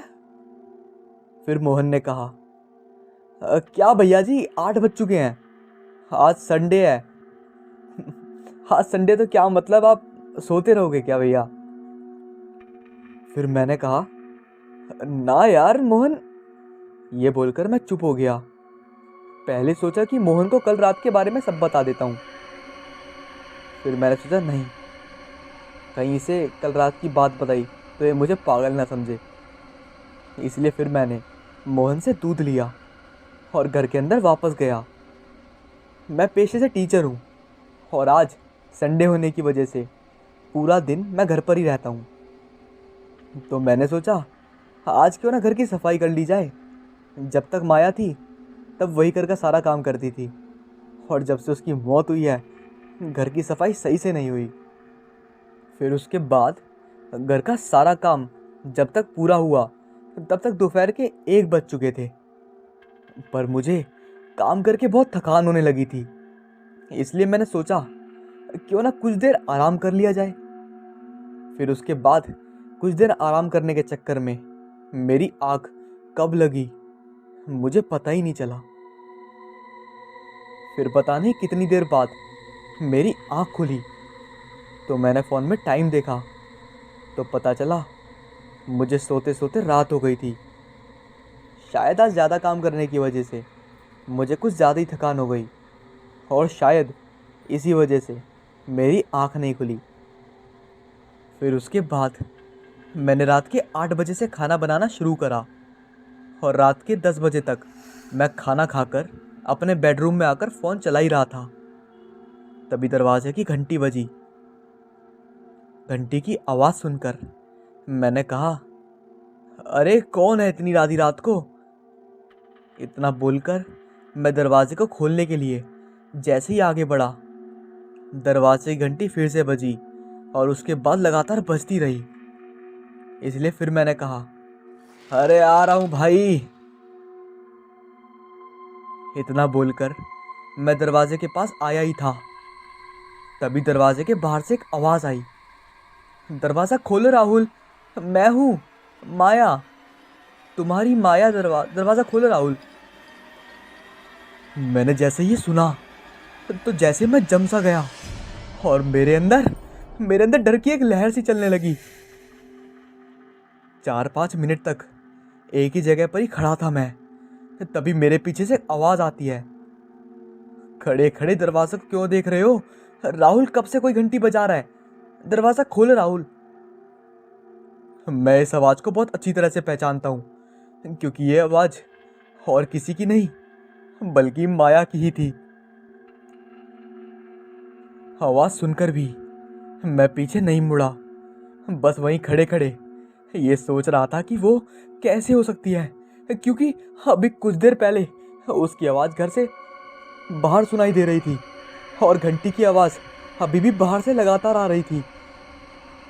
यही सब मैं सोच रहा था, तभी एक बार फिर मेरे पीछे से माया की आवाज़ आई, अरे तुम खड़े खड़े अब दरवाजे को देखते ही रहोगे क्या? दरवाज़ा खोलो, कब से कोई घंटी बजा रहा है। ये सुनकर भी मेरे पीछे मुड़ने की हिम्मत नहीं हो रही थी, पर किसी तरह मैंने हिम्मत करते हुए पीछे मुड़ा तो पर पीछे कोई नहीं था। पीछे मुड़ते ही मेरे होश पूरी तरह से उड़ गए थे क्योंकि मैंने वहाँ पर किसी को भी नहीं पाया था और लेकिन आवाज़ मेरे पीछे से ही आ रही थी। लेकिन कोई बात नहीं, मैंने आगे ध्यान दिया। मुझे जब वहाँ कोई नहीं दिखा तो मैंने एक ठंडी सांस ली, पर तभी से दरवाजे की घंटी की आवाज़ फिर से आने लगी। पर मुझे समझ नहीं आ रहा था कि अब मैं क्या करूं, क्योंकि मेरे दिल की धड़कन उस समय अपनी दुगनी रफ्तार से चल रही थी। ऐसा लग रहा था जैसे मानो दिल अभी सीना फाड़कर बाहर आ जाएगा। पर किसी तरह मैं डरते डरते दरवाजे को खोलने के लिए आगे बढ़ा। पर मेरा दिल मुझे मना कर रहा था, जैसे मेरे पैर अपने आप ही चलकर दरवाजे को खोलने के लिए आगे बढ़ रहे थे। फिर उसके बाद डरते डरते मैंने दरवाज़ा खोला तो मेरी आंखें फटी की फटी रह गईं, क्योंकि मैंने दरवाजे के बाहर सच में माया को देखा। और वो दरवाजे के बाहर खड़ी मुझे देखकर मुस्कुरा रही थी। मैं वहां खड़े खड़े बस यही सोच रहा था कि ऐसा कैसे हो सकता है, क्योंकि मेरी बीवी को मरे हुए पूरे 21 दिन हो चुके हैं। मैं यही सब सोच रहा था, तभी वो मेरी ओर बढ़ने लगी। पर उसे पास आते देख मुझे कुछ समझ नहीं आ रहा था, ये क्या हो रहा है और मैं अब क्या करूं। वो जैसे जैसे आगे बढ़ रही थी वैसे वैसे मेरे दिल की धड़कन बढ़ रही थी। पर वो जैसे मेरे एक कदम सामने आकर खड़ी हुई, वैसे ही मेरे अंदर का डर इतना बढ़ गया कि मेरी आंखों के सामने अंधेरा सा छाने लगा। फिर उसके बाद जब मेरी आंखें खुली तो मेरे सामने मोहन खड़ा था और सुबह हो गई थी, यानी मैं डर के मारे घर के बाहर ही बेहोश हो गया था। पर तभी मोहन ने मुझे उठाते हुए कहा, भैया जी आप ठीक तो हैं? मैं तो डर ही गया था, कहीं आपको कुछ हो तो नहीं गया। पर भगवान का लाख लाख शुक्र है कि आप ठीक हो। फिर मोहन की बात सुनकर मैंने अपने आप को थोड़ा संभालते हुए कहा, हाँ मोहन मैं ठीक हूँ। फिर मोहन ने कहा, क्या हुआ था भैया जी, जो आप बाहर ही बेहोश हो गए, कुछ याद है आपको? फिर मैंने सोचा कि मोहन को कल की बात बताना सही नहीं होगा, इसलिए फिर मैंने कहा, पता नहीं मोहन, मुझे कुछ याद नहीं आ रहा है, मुझे लगता है शायद मुझे चक्कर आ गया होगा। फिर मोहन ने कहा, अच्छा भैया जी तो चलिए आप आराम कर लीजिए, मैं आपको घर के अंदर तक छोड़ देता हूँ। फिर उसके बाद मोहन मुझे घर के अंदर छोड़कर चला जाता है। पर मैं यही सोच रहा था कि जो मैंने कल देखा वो सच था या फिर कोई सपना था। नहीं, सपना नहीं हो सकता, क्योंकि वो मुझे सच में दिखी थी, मुझे याद है। पर ये कैसे हो सकता है, माया तो मर चुकी है, तो वो कैसे वापस आ सकती है। यही सब मैं सोच ही रहा था, तभी मेरे फ़ोन की घंटी बजी। तो मैंने फ़ोन की स्क्रीन देखा तो कोई नया नंबर था। फिर उसके बाद मैंने जब फ़ोन अपने कान से लगाया तो किसी की आवाज़ नहीं आ रही थी। फिर मेरे 2-3 बार हेलो करने के बाद किसी की आवाज़ नहीं आई। तो जैसे ही मैं फ़ोन रखने वाला था तभी फ़ोन की दूसरी ओर से किसी की आवाज़ आई। वो आवाज़ किसी और की नहीं बल्कि मेरी बीवी माया की थी।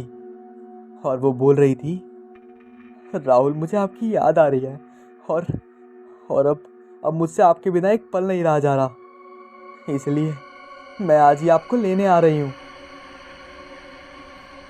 मैंने जैसे ये सुना तो जैसे मेरे अंदर का खून जम गया हो और मेरे हाथ पैर डर से कांपने लगे।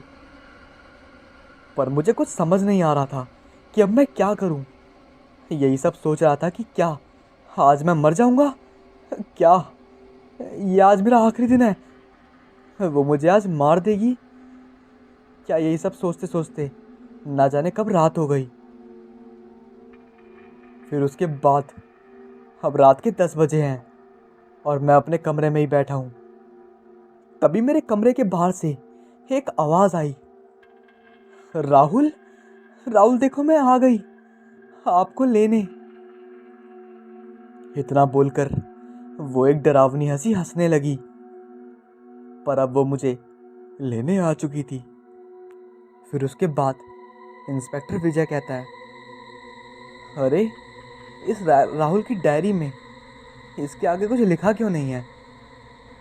तभी कांस्टेबल पांडे कहते हैं, सर वो लिखता भी कैसे, उसके बाद राहुल मर जो चुका था।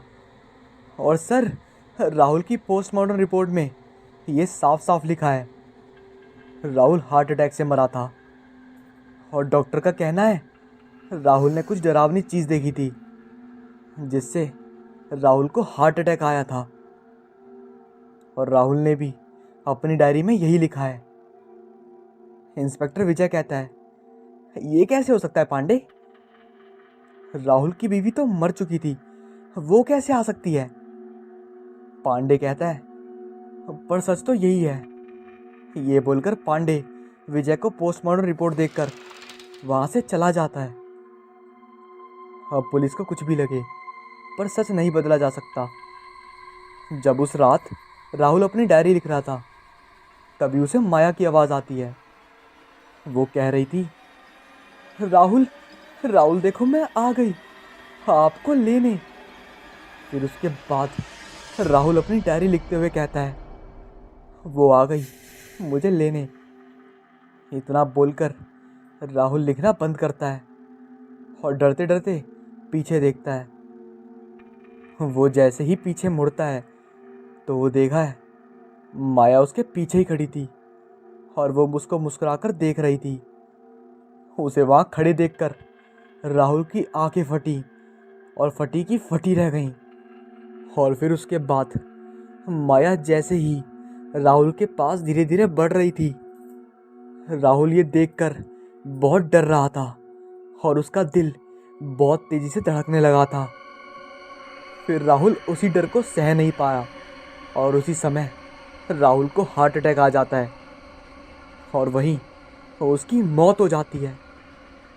माया ने कहा था वो राहुल को लेने आ रही है और वो सच में राहुल को लेकर चली गई।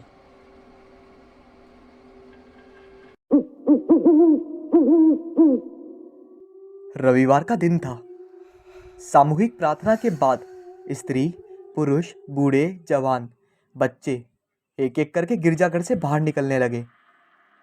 प्रार्थना खत्म होते ही रोजी भी धीरे धीरे अपना सामान समेटने लगी। हर रविवार के दिन चर्च के बाहर मेज पर फूल, कैंडल और अगरबत्ती सजा देती।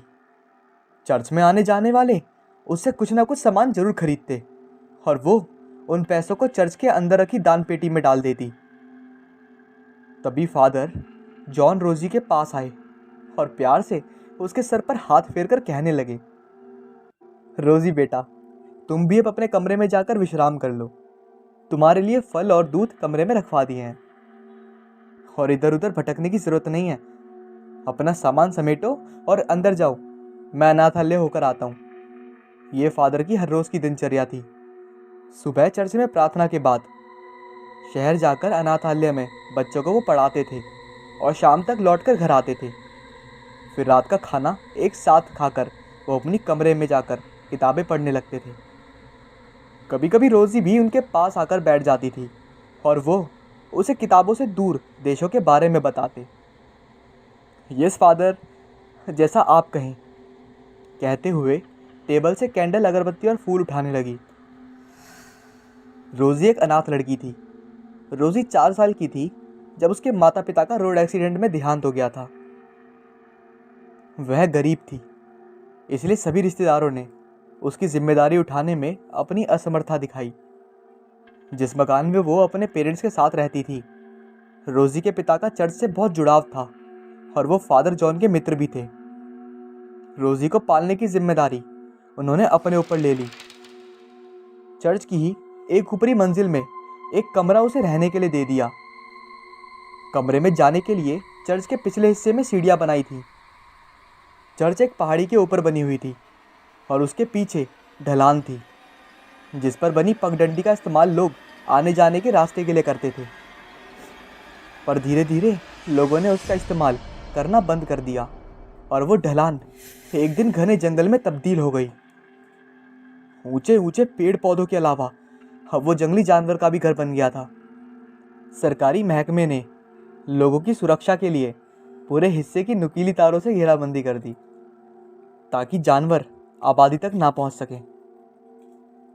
पर अब जंगल और कब्रिस्तान के बीचों बीच एक पक्की सड़क का निर्माण हो गया था जो सीधे ऊपर पहाड़ी पर बने चर्च से जुड़ती थी। अगर कोई चर्च से कब्रिस्तान में जाना चाहता था तो चर्च के पिछले हिस्से से होते हुए जंगल और कब्रिस्तान तक पहुंच सकता था। पर रोजी को पिछले हिस्से से नीचे जंगल और कब्रिस्तान के आसपास जाने की मनाही थी। उन्हें सिर्फ वो हर रोज़ अपने कमरों की खिड़की से देखती रहती थी।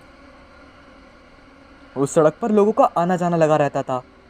कब्रिस्तान के दरवाजे के बाहर एक बूढ़ा आदमी हर वक्त सिर पर टोपी, अपने ओवरसाइज कोट के साथ गले में मफलर डाले सीमेंट के बने बेंच पर बैठा रहता था।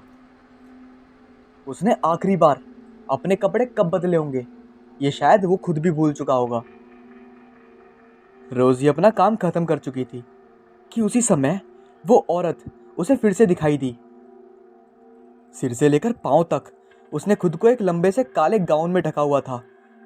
चेहरे के नाम पर सिर्फ उसकी आंखें थीं जो नजर आती थीं। सड़क के पार खड़ी वो हर रविवार को प्रार्थना खत्म होते ही जाती थी और वही खड़ी चर्च की तरफ देखती रहती। जैसे ही रोजी ने अपना सामान उठाकर चर्च के अंदर जाने लगी, वो औरत सड़क से चर्च के पिछले हिस्से तक पहुंच जाती है और रोजी को सीढ़ियां चढ़ते हुए देखती है। रोजी जैसे ही कमरे में पहुंचती है, उसने झट से कमरे की खिड़की खोल दी। वो औरत वही सड़क पर खड़ी रोजी के कमरे की ओर देख रही थी। जब वो निश्चित हो जाती है, तब वो धीरे धीरे जंगल के अंदर चली जाती है। रोजी को समझ नहीं आता कि वो औरत सड़क का रास्ता क्यों नहीं चुनती, हमेशा जंगल का रास्ता ही क्यों चुनती है। क्या उसे जंगल के जानवरों से डर नहीं लगता? उसे आगे आने वाले खतरे से आगाह करते हुए उस औरत को आवाज लगाती है, आगे मत जाएं। पर वो रोजी की आवाज को सुनी अनसुनी करके जंगल में खो जाती है। ऐसा पिछले कई सालों से लगातार हो रहा था।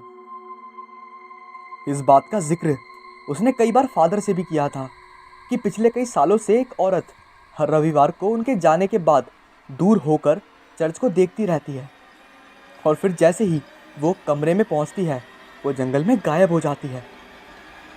फादर ने उसका वहम समझकर उसकी बात को टाल देते, वो जब तुम्हें कोई नुकसान नहीं पहुंचा रही है तो तुम ज़्यादा मत सोचो।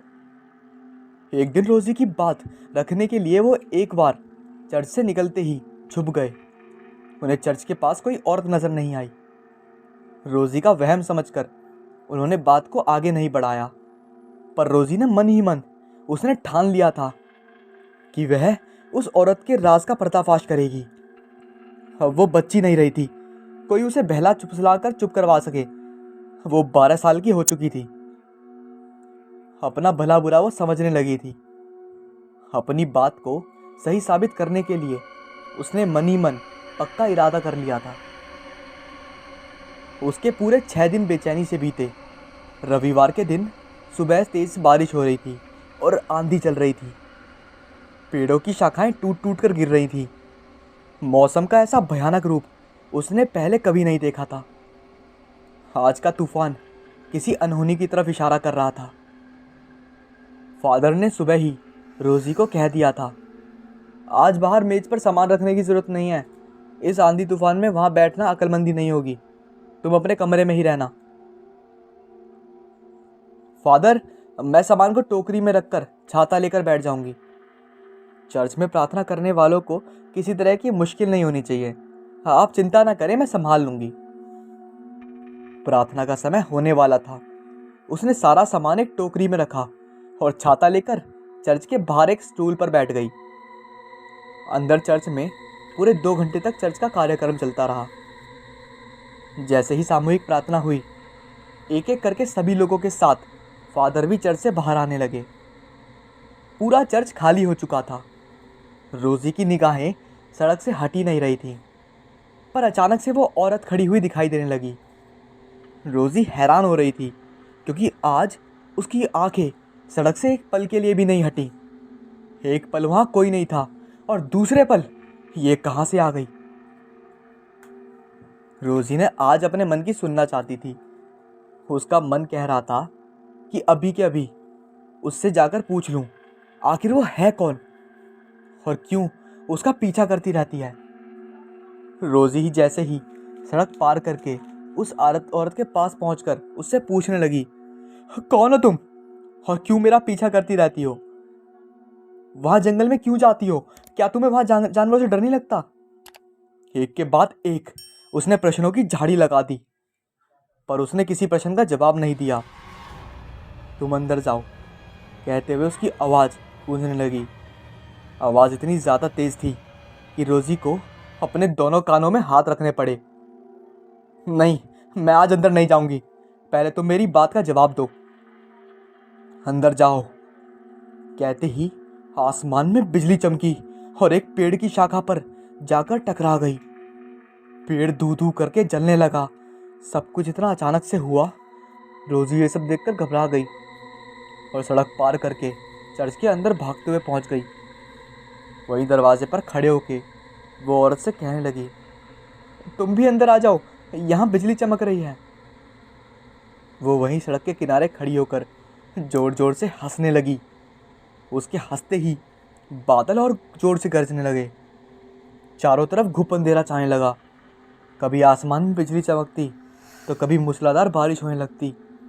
बारिश की बूंदें रोजी के चेहरे पर थप्पड़ों के समान लगने लगी। जाओ अंदर, जाओ रोज, वो औरत फिर से चिल्लाने लगी। रोज उसकी बात मानते हुए जैसे ही अपने सामान को उठाकर अंदर चर्च में जाने लगी, वो औरत भी उसके पीछे पीछे आने लगी। आंधी और तूफान से रोजी और उस औरत के कपड़े शरीर से चिपक चुके थे। हवा के कारण उस औरत का गाउन उड़ रहा था। रोजी की नज़र उसके उड़ते हुए गाउन के साथ उसके पैरों पर पड़ गई। उसके पैर उल्टे थे। उसने कहीं पढ़ा था कि उल्टे पैर चुड़ैल के होते हैं और वो खतरनाक होती है। डर के मारे रोजी थरथर कांप रही थी। उसके हाथ से सारा सामान जमीन पर गिर गया और वो चीख मारती हुई चर्च के अंदर पहुंच गई और तेजी से सीढ़ियों पर चढ़ते हुए अपने कमरे के अंदर पहुंचते ही दरवाजे बंद करके चटकनी लगाकर दरवाजे के साथ पीठ लगाकर खड़ी रही। उसका दिल जोर जोर से धड़क रहा था। कुछ संभालने के बाद उसने कमरे की खिड़की खोली और बाहर देखने लगी। वो औरत अभी भी बाहर जंगल के पास खड़ी होकर उसके कमरे की तरफ देख रही थी। रोजी को कमरे में देखते ही वो जंगल में गायब हो गई। रोजी भी धीरे धीरे सीढ़ियां उतरकर चर्च के पिछले हिस्से में बनी सड़क के किनारे जाकर रुक गई। सामने जंगल था जो उसके लिए अनजान था, पर हिम्मत करके उसने अंदर जाने के लिए कंटीली तार को अपने हाथ से ऊपर उठाया और वो जंगल के अंदर पहुंच गई। उसके कपड़ों से पानी टप टप कर रहा था। दिन का समय था, पर आधी तूफान के कारण दिन में अंधेरा हो गया था। इधर उधर देखते हुए वो सावधानी से कदम बढ़ाते हुए जंगल में चलती जा रही थी, पर वो औरत उसे कहीं दिखाई नहीं दी। जंगल में रास्ता भटकने के डर से रोजी वापस मुड़कर जाने लगी। तभी उसके ऊपर किसी जानवर ने हमला कर दिया। उसके पैरों के पंजों को उसने अपने कंधों पर महसूस किया। माँ, कहते ही वो बेहोश होकर जमीन पर गिर गई। जब उसे होश आया तो वो खुद को कब्रिस्तान में पाया। वो एक कब्र के पास लेटी हुई थी। एक बार तो उसे लगा शायद वो भी मर चुकी है। हिम्मत जुटाकर अपने आसपास देखने लगी। जिस कब्र के पास वो लेटी हुई थी, उठकर उस पत्र पर लिखे नामों को पढ़ने लगी। ओह नो, ये कैसे हो सकता है? ये तो मेरी मम्मी पापा और भाई के नाम है। मुझे यहाँ कौन लाया? जंगल की घटना याद आते ही अपने कंधों को छूकर देखने लगी। जानवर के पंजों का घाव अभी ताज़ा था। उसका हाथ खून से भर गया। तभी कब्रिस्तान का चौकीदार, जिसे वो हमेशा खिड़की से देखा करती थी, उसके पास आकर खड़ा हो गया। उठो, घर जाओ, शाम होने को है। मुझे यहाँ जंगल में कौन बचा कर लाया है? तुम अभी भी नहीं समझी कौन तुम्हारी रक्षा कर रहा था? उठो, मैं तुम्हें बाहर तक छोड़ के आता हूँ। धीरे धीरे कदमों से चलते हुए रोजी चर्च पहुँच गई और वहाँ हॉल में बैठकर अपने परिवार के लिए प्रार्थना करने लगी। मैं जान चुकी हूँ माँ, वो तुम हो जो हर समय मेरे आसपास रहती हो। मैं तुम्हें पहचान नहीं सकी। मरने के बाद तुम मेरे लिए भटक रही हो। हे मदर, मेरी माँ की आत्मा को शांति मिले। तुम तो सभी बच्चों की माँ हो। अपनी इस बच्ची की दुआ कबूल करो। माँ,